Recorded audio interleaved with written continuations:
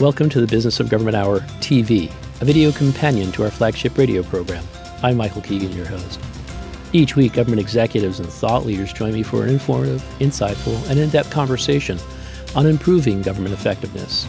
I explore key questions that go to the core of understanding the business of government. What is strategic foresight? How is the U.S. Coast Guard using strategic foresight to inform its decision-making? And what's going on in the federal community? I'll explore these questions and so much more with Commander Eric Popiel, Project Manager of the U.S. Coast Guard's Evergreen Program. Also joining me from IBM is my colleague John Kamensky.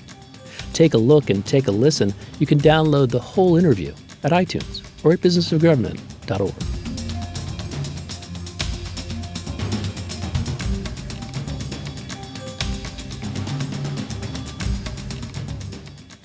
With that kind of a portfolio, what are, say, your top challenges, and how do you start to address those challenges? So I've got a few challenges. I think the first one is getting the concept or the idea of foresight out there. I don't think everybody gets it, and that's not a slam on anybody. That's just one of those things where it takes a little bit of a mental, little different mental process to sort of think in an alternative reality.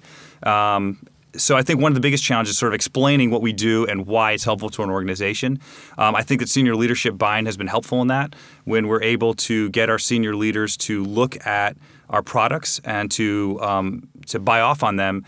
And I think that's hugely helpful. So, for example, our last two reports from Evergreen on cyber and then our last large Evergreen report were both signed by the Vice Commandant and promulgated. So it helps to have him sort of put the word out and say, listen, he's not being prescriptive and he's not saying, to various programs that they have to do certain things. He's just telling them to take a look at what we've produced and sort of weave it into their strategic planning. So that's a huge challenge. I think another challenge is time management. We're an army of two over there helping us out, and we have some great contract support. We've worked with some phenomenal contractors in the past, and we're currently working with RAND. But there's a lot to do. There is a lot of folks out there that want to hear what we're doing. There's a lot of work to do when it comes to looking at environmental scans and keeping up with current events and that sort of stuff. So a challenge is time management. I think I go to work every day and I don't know where the day goes. So I'm constantly working. So in your tenure, and you've been there for, about 4 or 5 years? I've been the Evergreen Program Manager for about 3 years. I've been at headquarters now. In various offices, we're now in the Office of Emerging Policy for about 4 years, and I've got 1 year to go. And what's been sort of the biggest surprise that you've had in that town? So I think the biggest surprise of this whole thing is how much I like my job.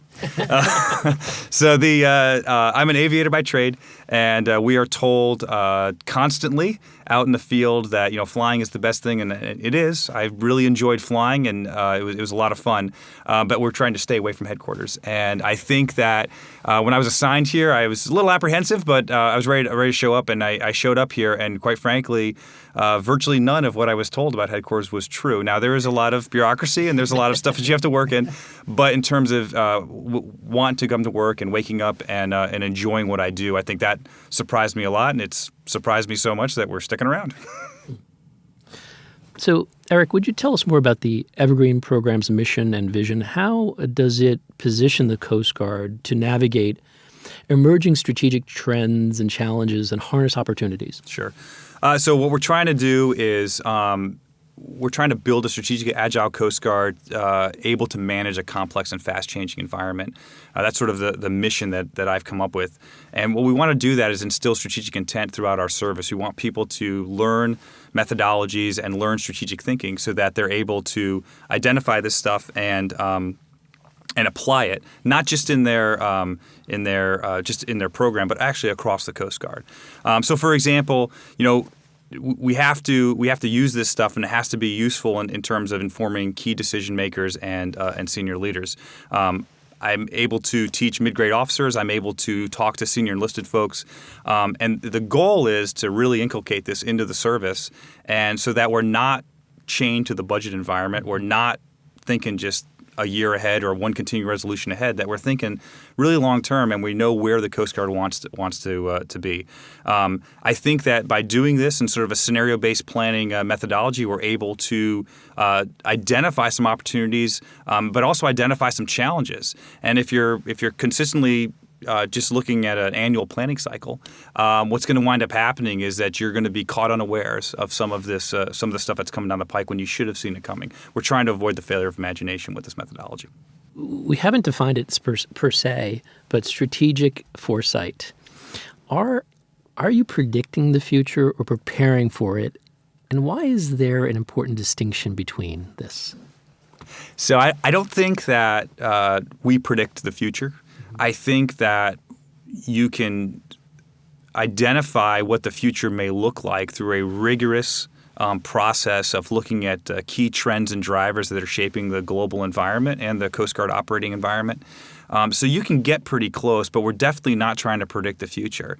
I think if you assign the word prediction to something, ultimately people are going to gravitate towards that. And what's going to happen is they're going to be, well, this person says this is going to happen, so that's what we're going to prepare for. And I would argue that's probably not what's going to happen. So I like to say that Evergreen doesn't predict the future. We like to prepare for it. And we like to look at, again, a range of plausible operating environments and sort of figure out what's the cross-cutting strategic need that functions across all of those different scenarios. In a sense, you're hedging your bet, but you're basing it on subject matter experts. You're basing it on rigor, and you're not just a couple guys sitting around a smoke-filled room sort of inventing this stuff and saying, well, we're like the weathermen. We can be wrong if possible. I don't think we can be as wrong as the weathermen. I think we really have to look at what we're doing and really try and identify some critical success factors that will prepare the Coast Guard for the future. But again, I don't think we work I'm not in the prediction business. I think if I was, I'd be making a lot more money somewhere else. So, Eric, we're often confronted with wicked and complex challenges. How would you characterize such challenges, and what are the key attributes that make them wicked or complex? So I think we deal with a lot of these challenges. I think the critical attributes of these is that your resources change. You never have complete knowledge of the actual problem. Generally speaking, the people that are involved and the stakeholders hold some radically different worldviews when it comes to addressing these challenges. And I don't think you ever solve the problem definitively. So I think that looking at some of those problems, for example, the international drug trafficking for the Coast Guard is one, is that it's tough to solve it or even get people on board with a sort of solution. Now, what I think you can do with various strategies, and I think you can use scenario-based planning to do this, is to sort of mitigate some of the issues and some of the problems that are around these. I know that the Coast Guard has been tossing the idea around of what happens if the drug mission goes away. That's one of those things where, maybe 20 years ago we wouldn't have even looked at it as even an option. But as you look at the trend towards legalization of marijuana, and maybe there's a trend towards legalization of other drugs, a mission that has been the Coast Guard sort of bread and butter for a long time that we've probably had a significant impact on, we certainly haven't solved, potentially could go away. And I think that looking at some of those future scenarios would help the Coast Guard look at a wicked problem, but also go, hey, what happens if that problem sort of goes away? And then plan for, it's not going to go away overnight, but if it goes away the next 10 to 15 years, we got to be ready for that. And how are we going to adjust our service and our core mission set to adapt to that? Well, this whole concept of foresight goes beyond the federal government. And there's the World Future Society and group. But within the World Future Society and these others, there's a sort of an international network. There's the Public Sector Foresight Network. Could you talk a little bit about how that's connected to what you're doing? Sure. So Clem Beazold and Nancy Donovan run the Public Sector Foresight Network. And it is sort of, I would say, the international counterpart to the Federal Foresight Community of Interest. I think it's made up of a group of organizations and governments and other people that engage in the practice of foresight. There are several governments out there, the Singapore being the most notable one, that really has institutionalized foresight. And when I say institutionalized, I don't mean they built a big building and filled it with a bunch of foresight guys and said, now we do futures. They really look at it in a way to inform their policy, and they look for the best thing possible. So I get a lot of resources from them, and I think that sort of community around the globe, linked in with our federal foresight community of interest is key. Learning some best practices from governments and organizations that have done this stuff, and how can we best apply them to large organizations. I will admit the government of Singapore is roughly 80,000 people, which is roughly the size of the Coast Guard if you take active duty, reservists, and auxiliaries. So we're talking about an organization that is significantly smaller than the federal government. But there are still lessons to be learned from that network and from those people. And so we typically get together once a year. Used to be at the World Future Society Conference. And we would once again share some best practices, share some anecdotes about what's going on, and listen to what other folks are doing out there, and then try and take that back and apply it. Because ultimately, sitting around and listening to someone talk about what they're doing is great, but actually taking the lessons learned and applying it back to your organization is really the crucial part of it. So what does the future hold for the use of strategic foresight in the federal government? All right, so I'm a huge optimist in this. As you can probably tell, I'm pretty passionate about this. I really think that, like I said, we're sort of a grassroots organization, and I think that the concept and the idea is taking off. I think that maybe people had a sort of like, what is this thing? What are they doing? Why are they, playing in science fiction? This is kind of weird. But I think once they kind of come to understand the rigor behind it, and the fact that we're not drafting space opera. We're actually playing in sort of hard science fiction that you can actually tie to sort of a trend, sort of a driver, and look at some of the stuff that's coming down the pike. I think I'm optimistic that that's going to take root, and that there's more people coming down that are going to, more organizations are going to start applying this. If you look at some of the stuff that was considered science fiction, back in the 80s and 90s, you look at Star Trek. Some of that stuff is here. It's already here, and it may not be in the exact form that Gene Roddenberry perceived it. But if you look at additive manufacturing, and you look at the cell phone revolution, and you look at the medical revolution, and some of these other things, and some of this technology that's come online, I would argue that there are some significant advances that have happened that used to be something of Hollywood, and now we're actually living in this. So I wouldn't be surprised if people start identifying these, sort of looking at the history and going, wow, this stuff is actually coming quicker, and we need to be sort of identifying this. Looking at things like autonomous vehicles, looking at robotics.